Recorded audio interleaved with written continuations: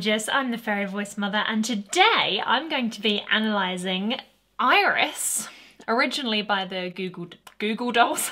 Goo Goo Dolls, but today by Cakra Khan. I chose this one because I love the idea of it being an orchestral version of a song that we all know really well.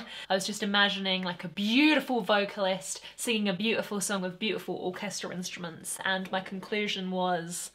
beautiful. Don't be sad.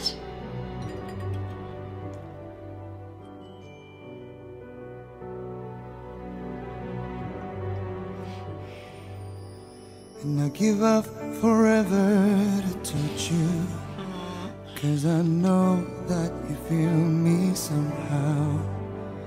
You're the closest to heaven that I'll ever be, and I don't want to go home right now. And all I can taste is this moment. In this line, he's already shown us how incredible he is at manipulating space. And I give up forever to touch you. The little drop of the larynx, or voice box, and opening of the pharynx, or throat, allows the resonance to reflect in the most beautiful environment. Forever. This is what makes us fall in love with the quality of someone's voice in a rather intangible way. The space that the singer creates to resonate their voice is what makes them them, and it's what makes a violin and a guitar a guitar. It's the shape of the instrument that creates that sound that we're either drawn to or that we don't like. What sounds better, a violin or a cello? Well, there's so much character and inflections, like fading the note, breathy at the end. Oh! That I'll never be in a... Oh! Blah. Okay, this is gonna sound really nerdy, but he has a very well-behaved glottis. The glottis is the space between the vocal folds. If you're into the whole vocal pedagogy thing, you might have heard the term glottal attack or glottal stop before. You hear that snap? So that can be a really effective way of making sure the vocal folds close fully. Now, if we have fully closed vocal folds when they do their little oscillations, that means we have a really pure sound, as opposed to if we don't have that same kind of attack on the note and we're like, it's just in the wilderness. He onsets his notes very clean with that lovely vocal fold closure, very pure, and they sustain very well as a result. But then he chooses to offset them in breath, and oh my goodness, it just gives you the biggest chilies. The closest to heaven that I'll ever be. Because it's the ultimate control. If something's breathy, onset, sustain and offset, it just turns into a big I give up forever. Kind of sounds like when I have a bit of an asthma flare-up. He is truly the master of the onset and offset. And if that's the case, I mean, that's kind of all singing is really, so. And taste is this moment, and all I can breathe is your light. And sooner or later it's over. I just don't wanna miss you tonight. And I don't want to hurt to see me, 'cause I don't think that they'd understand. When everything's meant to be broken, I just want you to know who I am. Oh my goodness. It's extraordinary. Just thinking about it. How consistent the tone is. He sang that whole chorus in that distorted tone. He can do vibrato on those notes. That's really unusual. Usually when we sing with distortion, we just want to focus on keeping the voice really strong and still and just keep that tissue flapping and just, you know, ride the wave. But he's just like, no. And the vibrato is just gonna vibrato and sway in the breeze of my power. You know I love distortion. I just want you to know. He's prepared the distortion on the... That's when all of the kind of new tones get introduced and then they kind of just explode from the don't onset, that quite harsh duh. And I don't want to hurt to see me. The rasp is just born from that moment on. Oh, Christ, it's gorgeous. This bit gives us a clue. Don't think that they'd understand. They understand. That but you can hear a slightly compressed, breathy tube. Which gives us the clue that there might be a little bit of glottal compression, a technique very famously used by Kurt Cobain.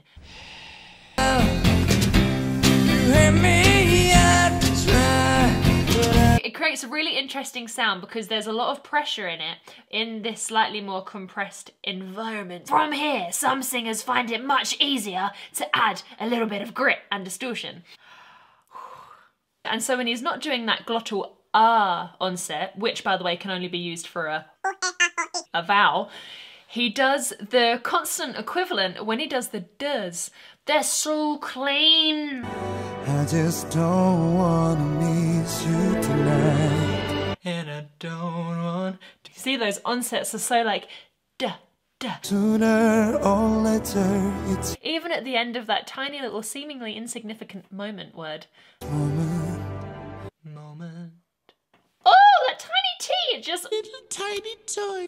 But it's actually very good for vocal function too, because it can build a little bit of back pressure up. If you do do, do, and really flick your tongue on the alveolar ridge, which is the space just behind your top teeth. It tickles. Do. Pop your hand on your tummy and see what it does. Don't. You probably felt it kind of turn on and squeeze a little bit as if there was something jumping on it, like it's a trampoline.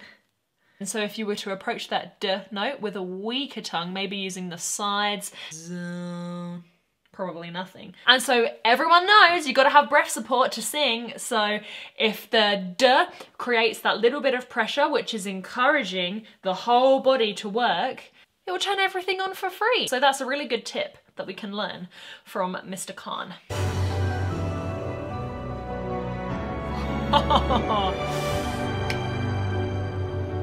And you can't fight the tears that ain't coming.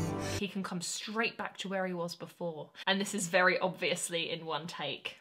Can't fight the tears that ain't coming.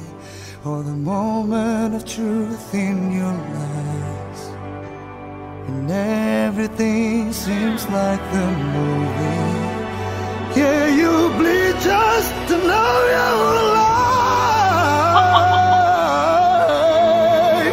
And I don't want to hurt to see me, 'cause I don't think that they'd understand. When everything's meant to be broken, I just want you to know who I am.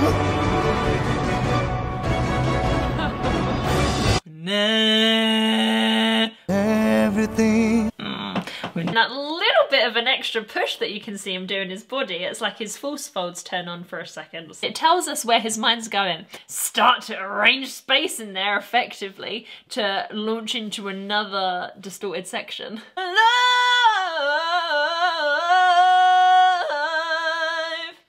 This forward position has definitely got something to do with it. It's always lifted and tilted a little bit, and from here is where he's able to access all of the notes of this song and the agility and the vibrato. It's almost as if once the voice is produced, it's pushed right up into the roof of the mouth, which is why we get this big echoey sound. Just to know you're alive. Now I really just want to hear his talking voice, because I wonder if his voice sits up there when he talks, and if that is relaxed for him, he could just be an anatomical, mystical marvel.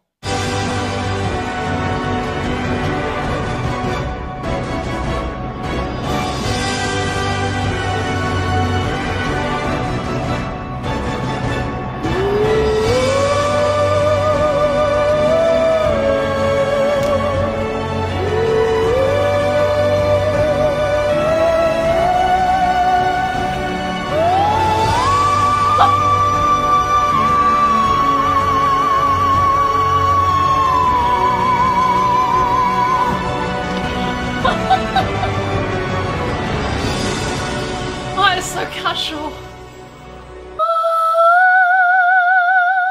Is in a different register or different vocal setup than.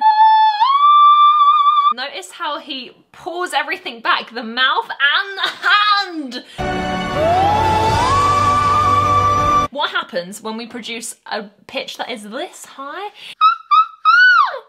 Just a tiny little teeny weeny bambini portion of them close at the back. So the rest of them stays open, the air passes through, and then we're left with these tiny little baby vocal folds, which is why we can make a pitch that's so high, because we can't possibly make a pitch this high if all of the vocal folds close, like the whole folds.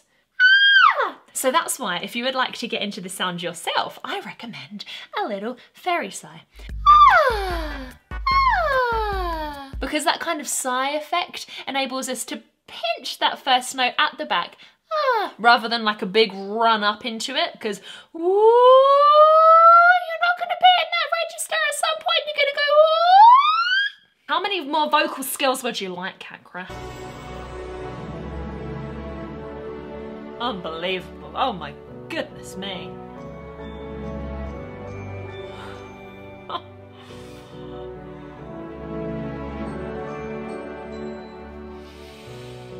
Weirdly enough, this setting makes it more magical and more interesting. The AC unit on the ceiling that's covered in cotton wool for some reason. When the talent is so raw and phenomenal, and when the singer is so obsessed with singing, as I know that he is, I can almost feel what he's feeling when he's in his zone and his hands are going and he's designing the voice with his hands. It's the only instrument you'll probably ever learn where you never actually get to touch it. I don't think you touch theremins either, actually. But apart from that, if you close your eyes and listen to this, you can let him take you with him. And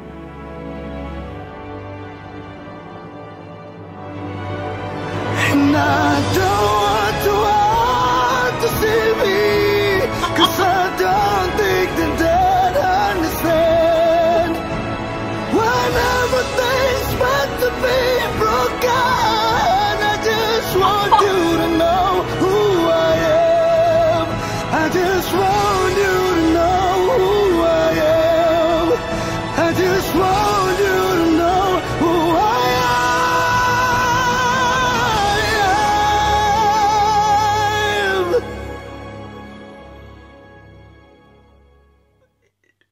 am. Way, that's not normal. That's not normal. Oh my god, what is not to love about that? Just watching how that force of nature inside him projects in a setting that just doesn't match in any way the epicness of the mood that he was able to create. Imagine a live version with the actual orchestra and him live in a performance. The energy would just be borderline unbearable. The amount of emotion and passion that he's able to inject into the song, I think he encouraged me to listen to the content of the lyrics more than I ever did with the original, even though I've heard that many times. And I don't want to see me. That was a totally magical way to enter a key change. Oh my gosh. So the key went up, but he did the lower. Which is not what we expect, so we brace ourselves for this key change, and then all of a sudden he's like, poof, he hits us from underneath. But then, straight out of that, we're right up on top of the world, literally, with the world note being humongous and higher than before.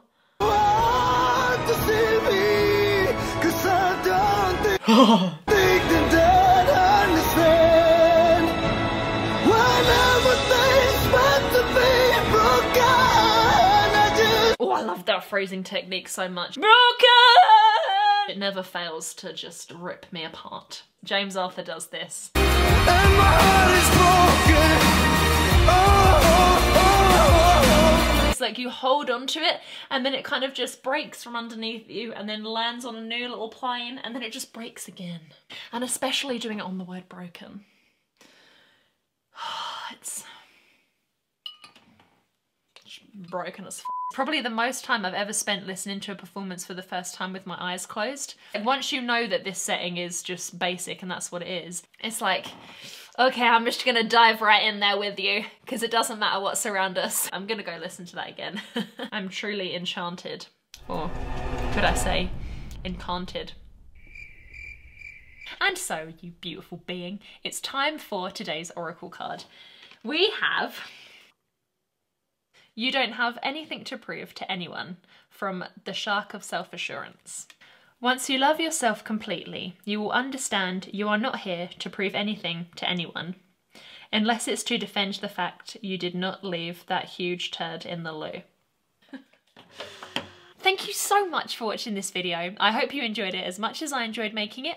If there are any singers you would like to see me analyse, please do let me know down below in the comments. If you're here today at the premiere, I am too. Aren't we having the best time? But whatever time it is you're watching this, I hope you have an amazing day. I love you very much, and I cannot wait to see you again in the next video. Bye! The chances are Belly did bugger all. So much flappy resonance. The chances are it didn't raise an eyebrow. Because your tummy doesn't have eyebrows.